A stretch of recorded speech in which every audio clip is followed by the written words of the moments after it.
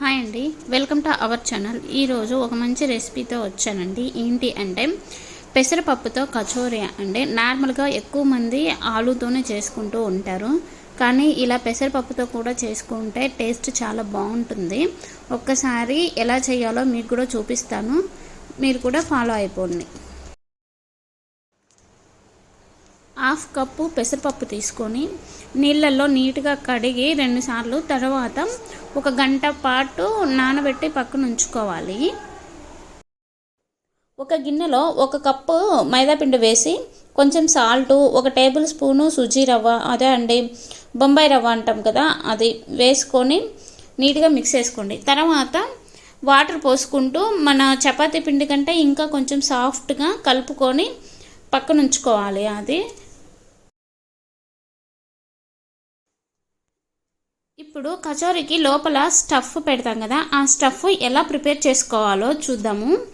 ముందుగా 5 నుంచి 6 పచ్చిమిరపకాయలు, కొంచెము అల్లము, కొంచెము ఉప్పు, కొంచెము సోంపు, కొత్తిమీర, నానబెట్టి పెట్టుకున్న పెసరపప్పు, ఇవన్నీ కలిపి ఒక మిక్సీ జార్లో వేసుకోవాలండి. వేసుకొని మెత్తగా కాకుండా కొంచెం పలుకులు ఉండేలాగా వేసుకోండి, అప్పుడే మనకు టేస్ట్ బాగుంటుంది. ఇక్కడ నేను చూపిస్తున్నాను కదా కన్సిస్టెన్సీ, ఇంత పలుకులు ఉండేలాగా వేసుకోండి.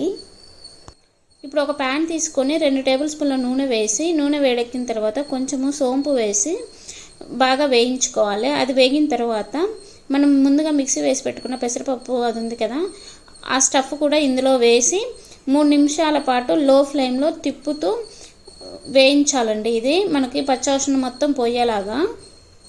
చూస్తున్నారు కదా, ఇక్కడ కొంచెం అడుగంటుతుంది, కానీ మీరు దగ్గరుండి నీట్గా కలుపుతూ వేయించాలి.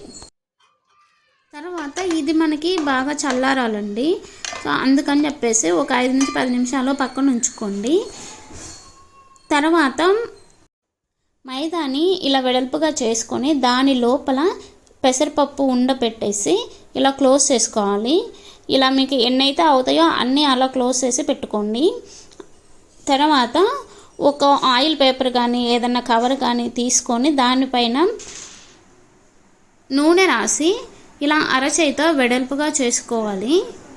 నెక్స్ట్ ఒక ప్యాన్లో డీప్ ఫ్రైకి సరిపడా నూనె వేసుకొని, నూనె వేడెక్కిన తర్వాత మనం చేసి పెట్టుకున్న ఈ కచోరీలు ఉన్నాయి కదా, అవి ఒకదాని తర్వాత ఒకటి వేసుకొని ఈవెన్గా వేయించాలి. అటు ఇటు తిప్పుకుంటూ ఫ్లేమ్ మాత్రం మీడియంలోనే ఉంచుకోండి, లేదు అంటే మాడిపోతాయి. ఇంకొకటి లోపల నీట్గా వేగదన్నమాట.